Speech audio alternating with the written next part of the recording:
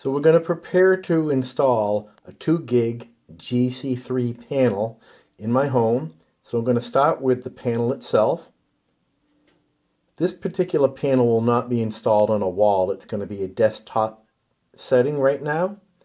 So what I've also ordered is the 2 gig CP desk adapter. So I'll be able to put this panel on top of a desk.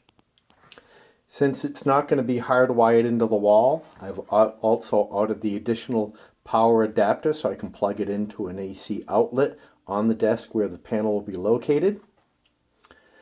So I'm prepared. I have my voice descriptor document, so when I put my devices in, I know what particular voice descriptors I'll be able to use.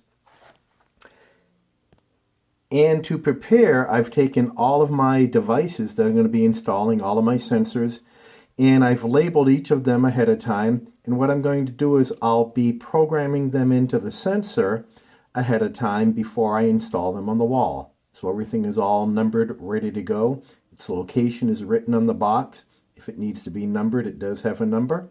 So I have all my materials ready, and I'm all set, ready to go. I've removed my GC3 panel from the box. In order to take the back panel off, you get a small Phillips head screwdriver and release that particular screw. And then you can take the back of the panel off. And the first thing I'll do inside is to take and plug the battery back in. Typically the battery is unplugged for its transit here to my home. So I'll plug the battery in and then I'll continue. Again, this unit will not be installed on the wall. Instead, it will be used on the desktop. So I'm going to attach it to the 2 gig CP desktop kit. To do that, I simply take the back panel and I'll bring it over to the desktop kit. And the 2 holes in the top will slip into the notches, as will the 2 holes down on the bottom. And when I press, the back of the panel becomes one with the desktop.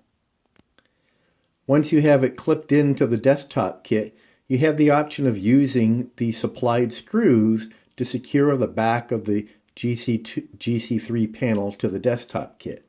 So I could come up to the top left corner here, put in one of the screws, and I could come down to the very bottom center, put one of the screws again to secure the back of the GC3 panel to the desktop kit.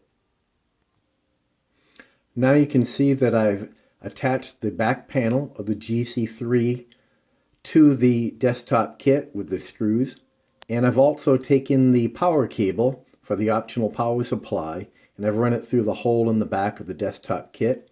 And my next step will be to just take and snap this panel onto the GC3 panel and also plug in the AC adapter into the back of the GC3 panel.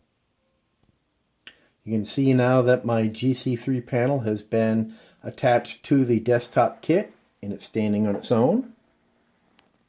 I have the AC power line coming right into it. So now I'm all set to plug it in and start programming.